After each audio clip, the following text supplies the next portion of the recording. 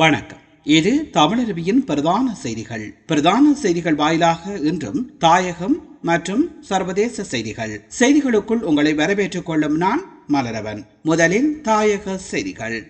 5 அம்ச கோரிக்கைகளை முன்வைத்து உணவு தவிர்ப்பு போராட்டத்தில் ஈடுபட்டிருந்த நிலையில் உயிர் நீத்த திலீபனின் 37வது நினைவு தினத்தை முன்னிட்டு வவுனியாவிலிருந்து திலீபனின் உருவப்படத்தை தாங்கிய ஊர்தி பவனி ஒன்று ஆரம்பிக்கப்பட்டுள்ளது. வவுனியாவில் உள்ள பொங்கு தமிழ் தூவிக்கு முன்பாக ஆரம்பிக்கப்பட்ட இந்த ஊர்தி பவனி முல்லைத்தீவு மாவட்டத்தின் மல்லாவியை சென்றடைந்துள்ளது. பின்னர் குறித்த ஊர்தி பவனி மன்னார் கிளிநொச்சி ஊடாக யாழ்ப்பாணம் நல்லூரில் உள்ள திலீபனின் நினைவிடத்தை சென்றடைய உள்ளது. குறித்த ஊர்தி பவனியை காணாமல் ஆக்கப்பட்ட உறவினர்களின் சங்கத்தினர் சுடர் ஏற்றி ஆரம்பித்து வைத்தனர். குறித்த ஊர்தி பவனியை ஆரம்பித்து வைக்கும் நிகழ்வில் கலந்து கொண்ட நாடாளுமன்ற உறுப்பினர் செல்வராஜா கயேந்திரன் ஊடகங்களுக்கு இவ்வாறு தெரிவித்துள்ளமை இங்கே குறிப்பிடத்தக்கது. தரம் 5 புலமை பரிசில் பரீட்சை வினாத்தாள் முறைகேடு தொடர்பில் மேலதிக வகுப்பு ஆசிரியர் ஒருவரும் கைது செய்யப்பட்டுள்ளார். குருநாகல் பிரதேசத்தைச் சேர்ந்த ஆசிரியர் ஒருவரே இவ்வாறு கைது செய்யப்பட்டுள்ளதாக தெரிவிக்கப்படுகின்றது. தரம் 5 புலமை பரிசில் பரீட்சை வினாத்தாள் கசிந்ததாக கூறப்படும் சம்பவம் தொடர்பில் பரீட்சைக்கு தோற்றிய மாணவர்களின் பெற்றோர் குழுவொன்று முறையான விசாரணைகளை முன்னெடுக்குமாறு கோரி குற்றப்புலனாய்வு திணைக்களத்தின் முன்னதாக முறைப்பாடு செய்திருந்தனர். அத்துடன் குறித்த சம்பவம் தொடர்பில் குற்றப்புலனாய்வு திணைக்களம் மற்றும் பரீட்சை திணைக்களம் ஆகியன விசாரணைகளை முன்னெடுத்து வருகின்றன. இந்த விசாரணைகளின் அடிப்படையின் முன்னதாக கைது செய்யப்பட்ட மகரகம தேசிய கல்வி நிறுவனத்தின் திட்டமிடல் பிரிவின் பணிப்பாளர் எதிர்வரும் அக்டோபர் மாதம் 7ஆம் தேதி வரையில் விளக்கமறியலில் வைக்கப்பட்டுள்ளார் என்பது இங்கே குறிப்பிடத்தக்கது. உலகின் முதலாவது பெண் பிரதமரை கொண்ட நாடு என்ற பெருமையை பெற்ற இலங்கை நாட்டின் 3வது பெண் பிரதமராக தேசிய மக்கள் சக்தியின் நாடாளுமன்ற உறுப்பினர் கரணி அமரசூரிய நியமிக்கப்பட்டுள்ளார். இதற்கு முன்னதாக இலங்கையின் பெண் பிரதமர்களாக 1960இல் சிறிமாவோ பண்டார்நாயக்கா நியமிக்கப்பட்டார். இதன் மூலம் இவர் உலகின் முதலாவது பெண் பிரதமர் என்ற பெருமையை பெற்றார். இதேவேளை சிறிமாவோ பண்டார்நாயக்கா 3 முறை இலங்கையின் பிரதமராக நியமிக்கப்பட்டுள்ளார். இதேபோன்று சிறிமாவோ பண்டார்நாயக்காவின் மகள் சந்திரிகா பண்டார்நாயக்கா 1994இல் பிரதமராக நியமிக்கப்பட்டார். இவர்களை தொடர்ந்து இலங்கையின் வரலாற்றில் பெண் பிரதமராக கரணி அமரசூரிய தடம் பதித்துள்ளார். தேசிய மக்கள் சக்தி ஆட்சிக்கு வரும் பட்சத்தில் கரணி அமரசூரியாவுக்கு பிரதமர் பதவி வழங்கப்படும் என அறிவிக்கப்பட்டிருந்தது. இந்த நிலையிலேயே இலங்கையின் 9வது நிறைவேற்று அதிகாரம் கொண்ட ஜனாதிபதியாக தேசிய மக்கள் சக்தியின் ஜனாதிபதி வேட்பாளர் அனுரகுமார திசாநாயக்கா பதவியேற்றுள்ளார். இதன் அடிப்படையில் தேசிய மக்கள் சக்தி வழங்கிய வாக்குறுதிகள் படி கரணி அமரசூரியாவுக்கு பிரதமர் பதவி வழங்கப்பட்டுள்ளமை இங்கே குறிப்பிடத்தக்கது. எதிர்வரும் பொது தேர்தலில் ஸ்ரீலங்கா பொதுஜன பெரமுன தனித்து போட்டியிட உள்ளதாக முன்னாள் ஜனாதிபதி மஹிந்த ராஜபக்ச தெரிவித்துள்ளார். பத்திரமுல்லை மாவட்டத்தில் உள்ள கட்சியின் தலைமை அலுவலகத்தில் இடம்பெற்ற விசேட சந்திப்பு ஒன்றை அடுத்து ஊடகங்களுக்கு கருத்துரைத்த போதே அவர் இதனை தெரிவித்துள்ளார். மக்களின் நிலைப்பாடு வாக்குகளினூடாக வெளிப்படுத்தப்பட்டுள்ளது. அதனை நாம் ஏற்றுக்கொள்கின்றோம். யாருக்கு ஆதரவளிப்பது என்பது தொடர்பில் கட்சி என்ற ரீதியில் நாம் இதுவரையில் தீர்மானிக்கவில்லை. எனினும் பொது தேர்தலில் நாம் தனித்து போட்டியிட உள்ளோம். எந்த வகையிலும் ஐக்கிய தேசிய கட்சியுடன் இணைந்து செயல்பட போவதில்லை என முன்னாள் ஜனாதிபதி மஹிந்த ராஜபக்ச தெரிவித்துள்ளமை இங்கே குறிப்பிடத்தக்கது. நடைபெறவுள்ள பொது தேர்தலில் ஐக்கிய மக்கள் சக்தியின் பிரதம வேட்பாளராக தான் தேர்ந்தெடுக்கப்பட்டுள்ளதாக எதிர்க்கட்சித் தலைவர் சஜித் பிரேமதாச தெரிவித்துள்ளார். மேலும் முன்னாள் ஜனாதிபதி ரணில் விக்ரமசிங்கவுடன் எந்த ஒரு கூட்டணிக்கும் வாய்ப்பு இல்லை எனவும் சஜித் பிரேமதாச தெரிவித்துள்ளார். நாட்டில் பல்வேறு மோசடிகளில் ஈடுபட்டவர்கள் தப்பி செல்லாதவாறு கட்டுநாயக்கா விமான நிலையத்தில் பாதுகாப்பு தீவிரப்படுத்தப்பட்டுள்ளதாக தகவல்கள் வெளியாகியுள்ளது. அதற்கமைய சில அரசியல்வாதிகள் விமான நிலையம் சென்றபோது அவர்கள் குடிவரவு அதிகாரிகளால் திருப்பி அனுப்பப்பட்டுள்ளதாக தெரிய வருகின்றது.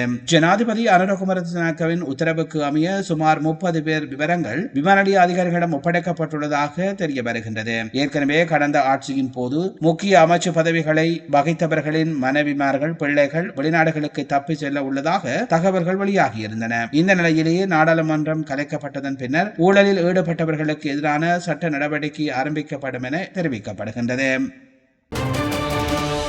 நாடாளுமன்றத்தை கலைப்பதற்கான ஜனாதிபதி அனுரகுமார திசாநாயக்காவின் கையெழுத்துடனான வர்த்தமானி அறிவித்தல் வெளியானது. அதன்படி எதிர்வரும் நவம்பர் மாதம் 14ஆம் தேதி நாடாளுமன்ற தேர்தல் இடம்பெற்று புதிய நாடாளுமன்ற அமர்வு நவம்பர் 21ஆம் தேதி ஆரம்பமாகும். அக்டோபர் 4 முதல் 11ஆம் தேதி நண்பகல் வரையில் நாடாளுமன்ற தேர்தலுக்கான வேட்பு மனுக்கள் ஏற்கப்படும் எனவும் தெரிவிக்கப்பட்டுள்ளது. ஜனாதிபதி அனுரகுமார திசாநாயக்கா தலைமையிலான புதிய அமைச்சரவை பதவியேற்றுள்ளது. இந்த நிலையில் புதிய அமைச்சரவைக்கு செயலாளர்கள் நியமிக்கப்பட்டுள்ளனர். மஹிந்த சிறிவர்த்தன நிதி, பொருளாதார அபிவிருத்தி, கொள்கை அமுலாக்கம், திட்டமிடல் மற்றும் சுற்றுலா அமைச்சின் செயலாளராக நியமிக்கப்பட்டுள்ளார். வெளிவிவகார அமைச்சின் செயலாளராக அருணை வியவர்த்தன நியமிக்கப்பட்டுள்ளார். நீதி, பொது நிர்வாகம், உள்நாட்டு அலுவல்கள், மாகாண சபைகள், உள்ளூராட்சி மற்றும் தொழிலாளர் அமைச்சின் செயலாளர் பிரதீப் ஜசரத்ன நியமிக்கப்பட்டுள்ளார். MDJ பெர்னாண்டோ அமைச்சரவையின் செயலாளராக நியமிக்கப்பட்டார். போக்குவரத்து, நெடுஞ்சாலைகள், துறைமுகங்கள் மற்றும் சிவில் விமான போக்குவரத்து அமைச்சின் செயலாளராக KDS ருவன் சந்திர நியமிக்கப்பட்டார். கல்வி, விஞ்ஞானம் மற்றும் தொழில்நுட்ப அமைச்சின் செயலாளராக திலகா ஜெயசுந்தர நியமிக்கப்பட்டார். மேலும் பெண்கள், சிறுவர் மற்றும் இளைஞர் விவகாரங்கள் மற்றும் விளையாட்டுத்துறை அமைச்சின் செயலாளராக K மகேசன் நியமிக்கப்பட்டுள்ளார். நைமோதின் வர்த்தகம், உணவு பாதுகாப்பு, கூட்டுறவு அபிவிருத்தி, கைத்தொழில் மற்றும் தொழில் முனைவோர் அமைச்சின் புதிய செயலாளராக நியமிக்கப்பட்டுள்ளார். MP அத்தபத்து கிராம மற்றும் நகர அபிவிருத்தி, வீட்டு வசதி மற்றும் கட்டுமான அமைச்சின் செயலாளராக நியமிக்கப்பட்டுள்ளமை குறிப்பிடத்தக்கது. ஜனாதிபதி அனுரகுமார திசாநாயக்கா தலைமையில் புதிய அமைச்சரவை பதவியேற்றுள்ளன. இதன்படி தேசிய மக்கள் சக்தியின் நாடாளுமன்ற உறுப்பினர் விஜித ஹேரத்துக்கு பல அமைச்சு பதவிகள் வழங்கப்பட்டுள்ளன.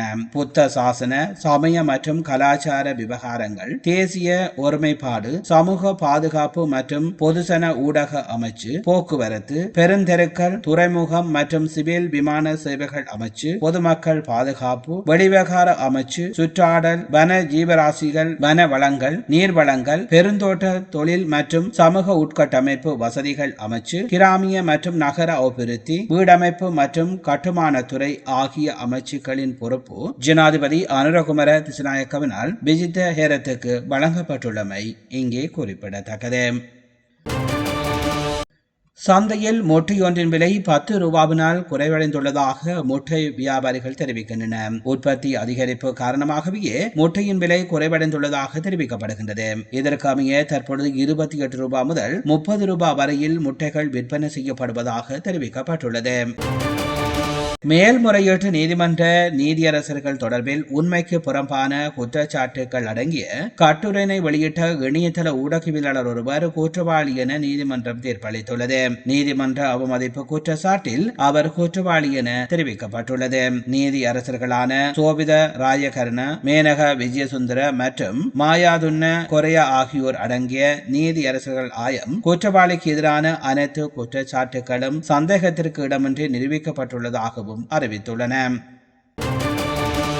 ஜனாதிபதி அனுரகுமார திசாநாயக்கா பேராயர் கர்தினால் மெல்கம் ரஞ்சித் தாண்டகையை சந்தித்து ஆசி பெற்றுள்ளார். கொரளையில் உள்ள பேராயரின் உத்தியோகபூர்வ இல்லத்திற்கு விஜயம் செய்த ஜனாதிபதி பேராயரை சந்தித்து உரையாடலிலும் ஈடுபட்டார். இதையடுத்து ஊடகங்கள் மத்தியில் உரையாற்றிய கர்தினால் மெல்கம் ரஞ்சித் தாண்டகை இலங்கையின் பெரும்பான்மையான மக்களின் விருப்பத்தினால் ஜனாதிபதியாக தெரிவு செய்யப்பட்டுள்ள அனுரகுமார திசாநாயக்காவுக்கு தமது வாழ்த்துக்களை தெரிவித்துக் கொள்வதாக குறிப்பிட்டார். இலங்கையின் தேவையான மாற்றத்தை ஏற்படுத்தும் பாரிய பொறுப்பை நாட்டு மக்கள் அவரிடம் ஒப்படைத்துள்ளனர். இந்த பொறுப்பு கடினமான பணியாக இருக்கலாம். அதற்காக அவருக்கு நாம் முழு ஆதரவையும் ஆசியையும் வழங்குவோம் என்று உறுதியளிக்கின்றோம். குறிப்பாக இந்த நாட்டில் வறிய மக்களை பற்றி சிந்தித்து ஜனாதிபதியின் பணியை தொடருமாறு பேராயர் கர்தினால் மெல்கம் ரஞ்சித் தாண்டகை வேண்டுகோள் விடுத்துள்ளார். இதன் போது ஊடகவியலாளர் ஒருவர் எழுப்பிய கேள்விக்கு பதிலளித்த பேராயர் ஏப்ரல் 21 தாக்குதல் குறித்து விசாரணை நடத்தவும் மற்றும்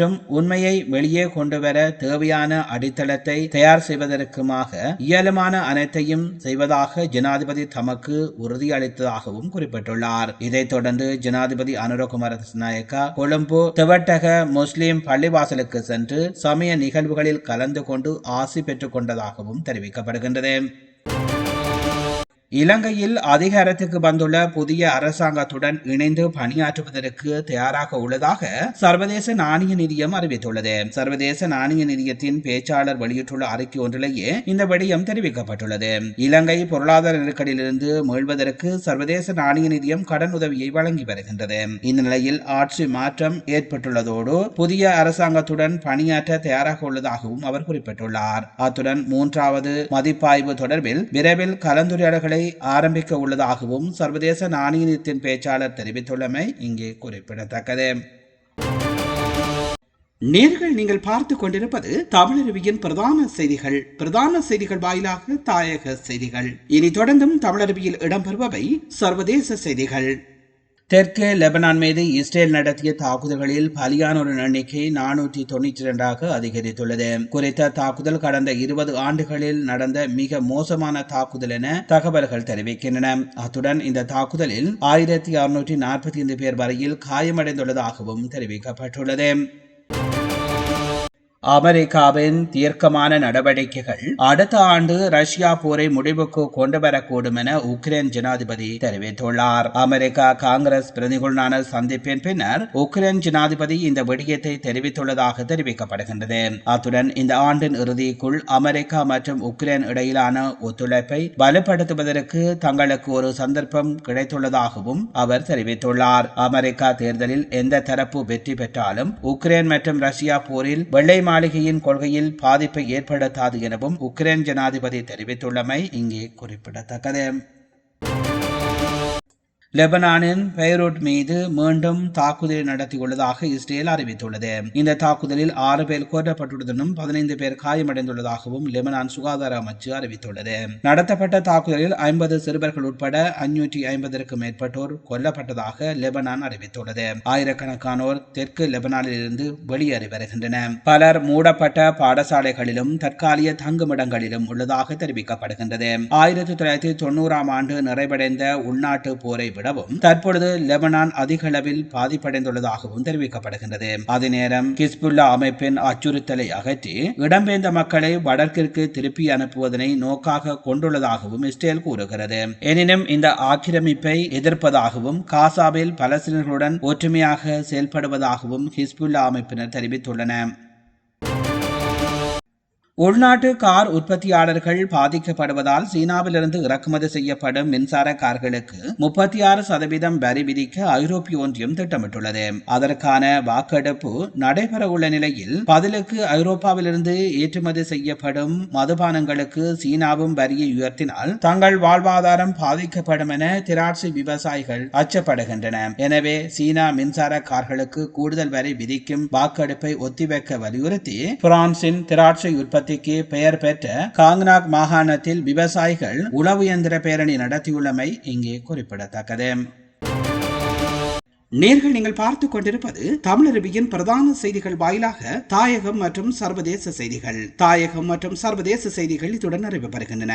செய்திகள் தொடர்பான உங்கள் கருத்துக்களை கீழே பதிவு செய்யுங்கள். இதுவரை நேரமும் தமிழருவியின் பிரதான செய்திகளோடு இணைந்திருந்த அத்தனை நேயர்களுக்கும் நன்றிகளை தெரிவித்துக் கொள்வதோடு மீண்டும் நாளையும் இதே போன்று ஒரு பிரதான செய்திகள் வாயிலாக உங்களை நான் சந்திக்கின்றேன். விடுந்திருக்கின்ற இன்றைய பொழுது உங்கள் எல்லோருக்கும் ஒரு நல்ல பொழுதாக அமைய எல்லாம் வல்ல இறைவனை வேண்டி உங்களிடம் விடைபெறும் நான் என்றும் உங்களுடன் இணைந்திருக்கும் மலரவன். நன்றி, வணக்கம்.